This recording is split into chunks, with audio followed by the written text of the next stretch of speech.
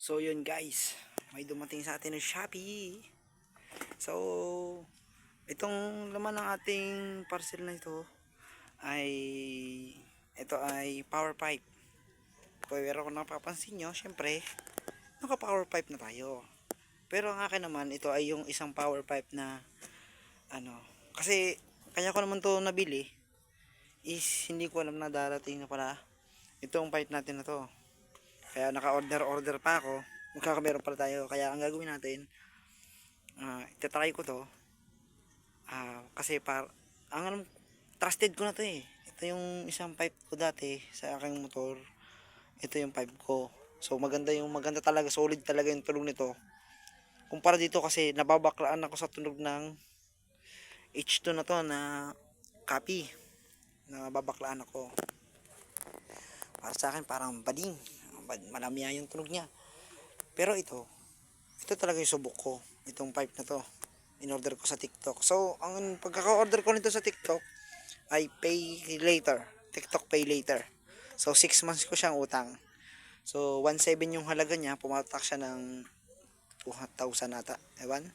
Para yun. So, problema ko na kung paano ko ito babayaran. Pero, sige, unbox natin. Unplastic pala. So, yun nga guys. Unbox natin ito. Tapos lakad. Uy. What is this? Okay. Nakalagay guys. Power pipe. Finish wave. So, ang aking ay wave 125 wave S. Plug and play. 51mm cargado loaded engine. Total quality. TikTok shop. No? Diba? TikTok shop. Yan. So, unbox natin. Antas ito. Okay. Kita ko na rin. Ayan.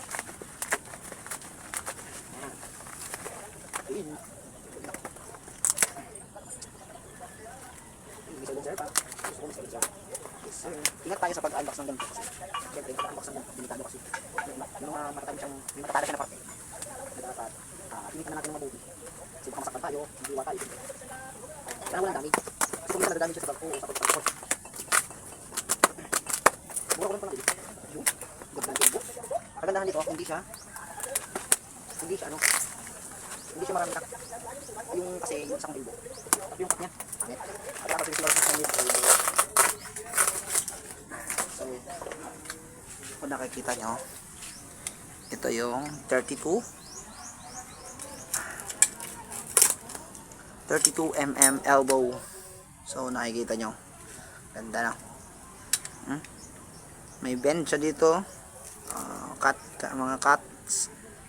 Ang ganda ng pagkaka-welding nila, no? TIG weld. So, kung napapansin nyo, yung material niya ay medyo manipis. Kasi ang ganito ay manipis siya pero mas matigas. Di ba? Matigas siya. Stainless ata stainless ata to? Hindi ko sure kung stainless o yung ano lang. Yung basta mas siya, mas magaan siya sa bakal. So ito yung elbow, no? Ilagay natin dito muna yung elbow. Yan, elbow. Ito yung silencer na yan, ganda na silencer. Ito nakalagay dito to, so ganito kalaki, medyo maliit pa siya. Taas lang yan siyempre bagong pipe. Salamat TikTok. Yan, dito na natin yung canister. Tapos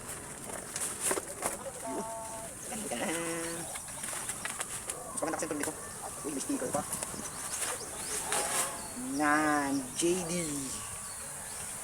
JD Racing. Nice. Kita nyo ba yan guys? Ano kaganda yan? Screen type. Yung kasing akin ay tube type. Kaya hindi ko trip yung tunog niya. Masyado siyang basag. Yan, wala naman siyang damage guys. So napakaganda ng kanyang wrap. So sobrang ganya. May konting kalawang pero okay lang yan. Normal yan dyan. Pang mga ganito kamura na pipe.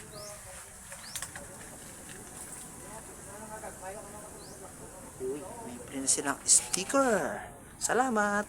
Thank you. Ayan.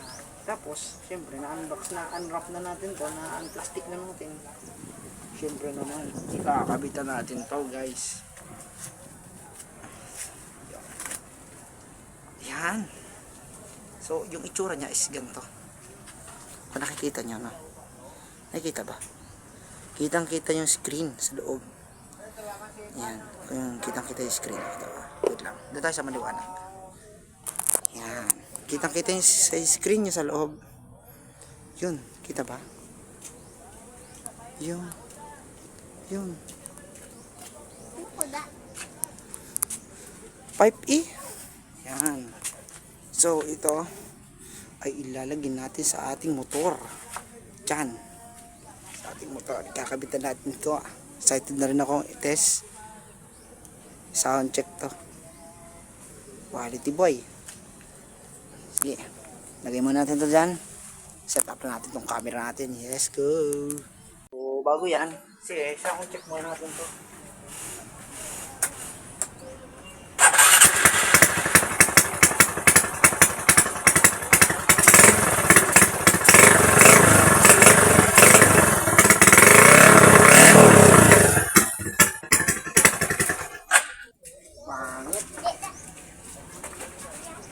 Sound check na natin. Uy, nasa ng dosa ko. So, ang kailangan lang natin ay 12 mm.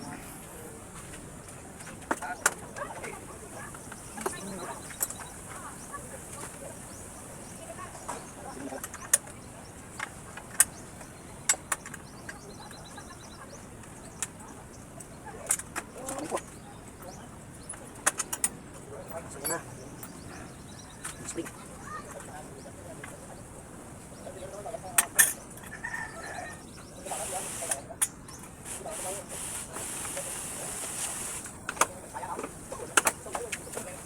Mga tanong, flies, tires, flies. So, mas lamang yung kita nyo. Kita ba? Mas malaki ito kaysa dito. Pero mas maganda at solid yung tunog nito kumpara sa tube type na to. Tube type to eh. Kaya hindi siya maganda dito. Tapos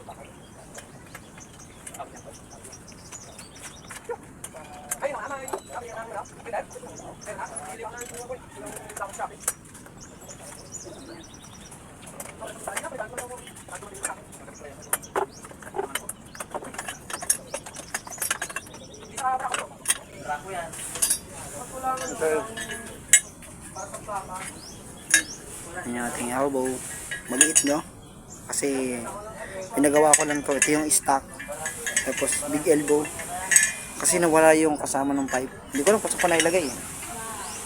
Kaya napilitan akong namin natin ako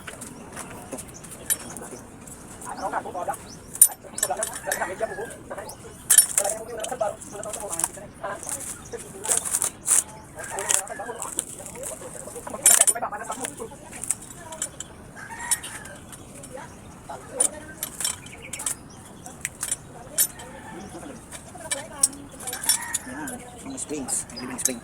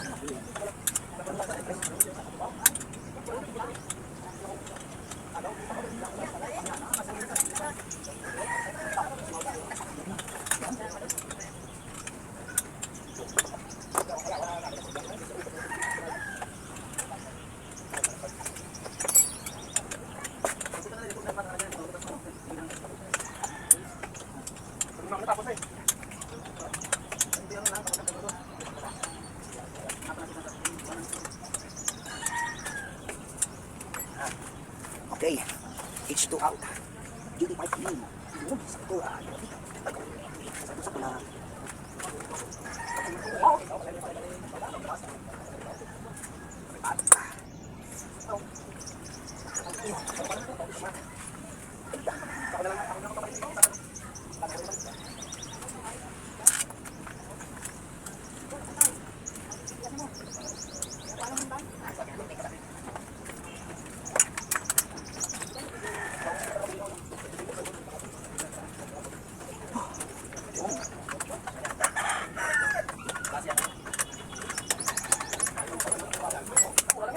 GD5.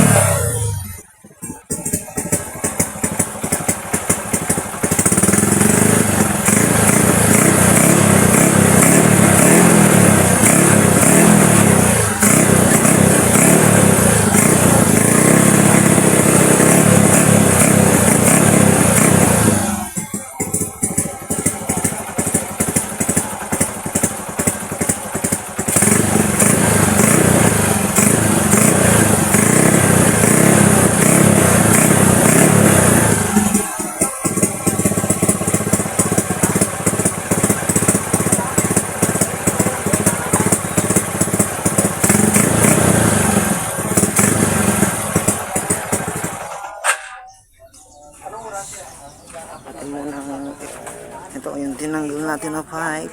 H2 copy tube type. Ayoko sa tunog nito, sobrang lakas. Tapos yung takbo naman ng motor ko parang iwan ba? Hindi naman siya ganun kaan sa akin, kaya mas okay pa rin itong isa, pero mas maganda siya.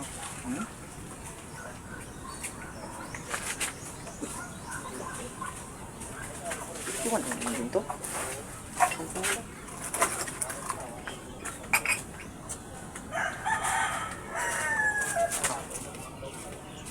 Nasa kanya.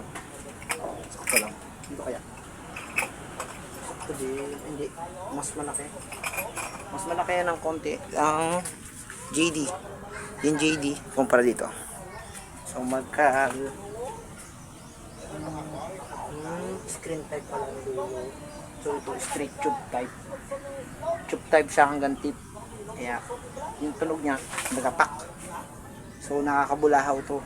Sobrang lakas. Hindi ko siya ayoko ng sobrang lakas. Gusto ko sa power pipe is ano lang, yung tama lang yung tunog niya. Tapos hindi siya masyadong takaw pansin. So ito hindi ko to kayang ilayo or idaan sa mga bayan-bayan kasi nakakahiya din. Siyempre, hindi naman din ganun kabilisan yung motor natin. Kaya, hindi siya sa akin. Goods. Ano? Ang ganda. So, ito. Iwan natin sa isang pipe natin na to. For sale na lang to. So, for sale natin. Hanap ako ng bibili nito. Kasi hindi naman siya, goods naman siya. Hindi naman siya masyadong ginahasa or nagamit. Tama lang, yung tamang price lang. Tamang ano lang.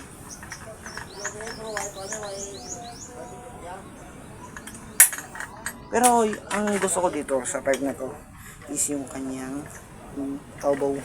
Mas malaki ang elbow na to dun sa nakakabit sa kanya. Mas malaki ang elbow nito. So ayun, test natin guys.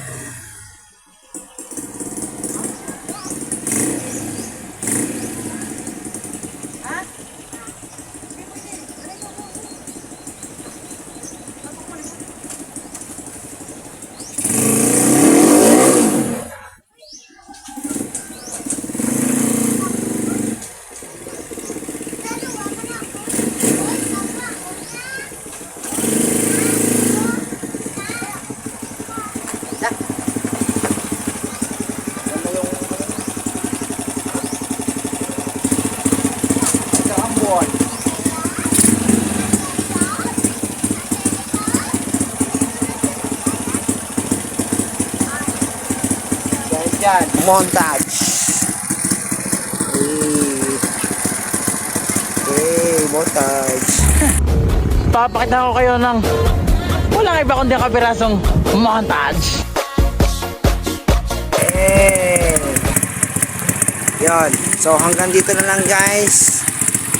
Samahan nyo ako sa susunod na video. Bye bye.